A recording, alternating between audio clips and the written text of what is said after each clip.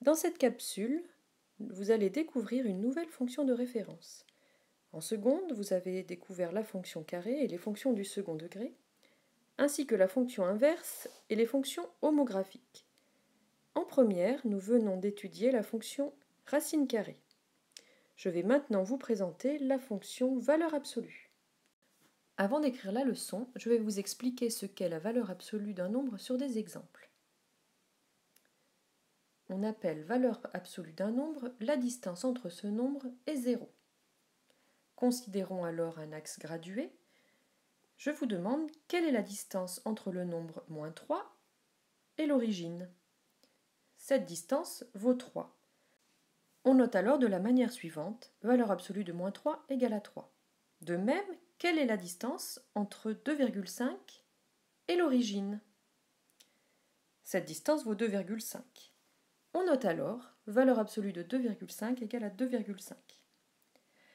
Avez-vous compris que la valeur absolue d'un nombre dépend du signe de ce nombre? Pour le nombre négatif moins 3, sa valeur absolue est égale à 3, soit son opposé. Alors que pour le nombre positif 2,5, sa valeur absolue est égale au nombre 2,5 lui-même.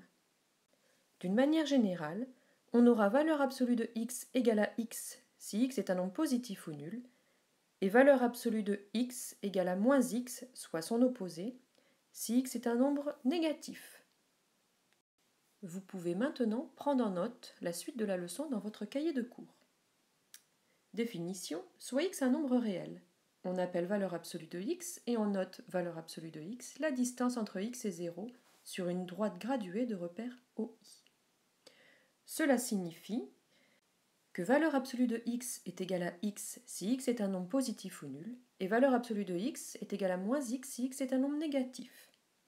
Vous pouvez noter les exemples précédents. Valeur absolue de moins 3 égale à 3, valeur absolue de 2,5 égale à 2,5, mais aussi valeur absolue de 0 égale à 0, puisque la distance entre 0 et lui-même vaut bien 0. Écrivons maintenant quelques propriétés évidentes de la valeur absolue. Pour tout réel x, valeur absolue de x est positif ou nul. En effet, la valeur absolue est une distance. Pour tout réel x, valeur absolue de x est égale à valeur absolue de moins x. En effet, un nombre et son opposé sont situés à la même distance de l'origine.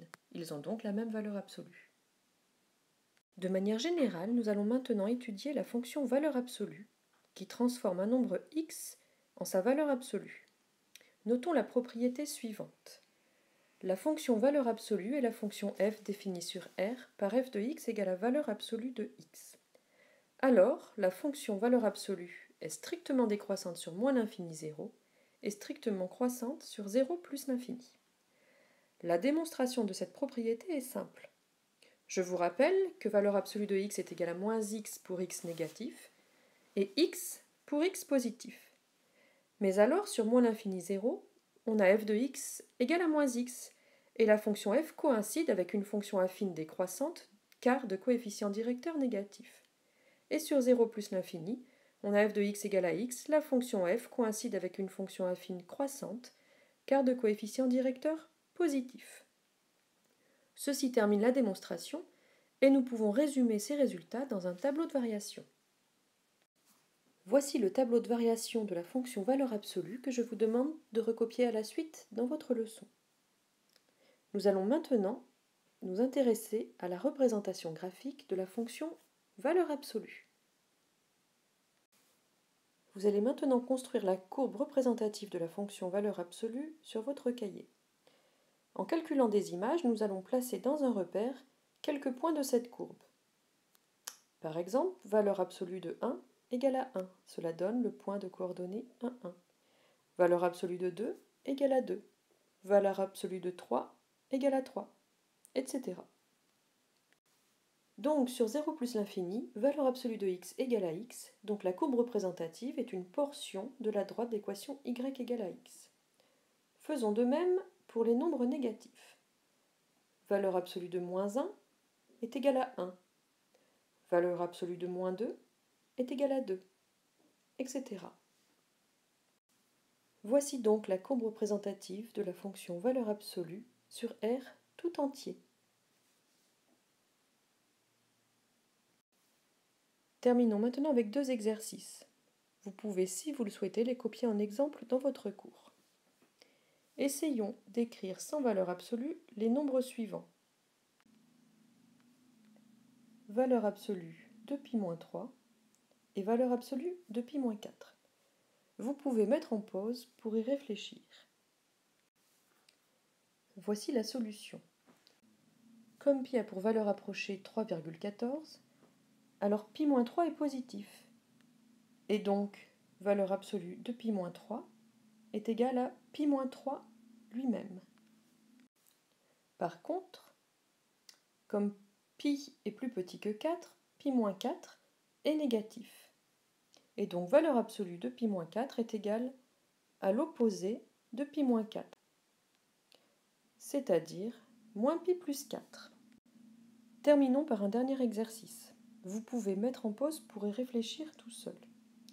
Je vous demande d'écrire sans valeur absolue le nombre valeur absolue de x-3. Voici la solution. Distinguons deux cas selon le signe de x-3, c'est-à-dire selon que x est inférieur ou supérieur à 3.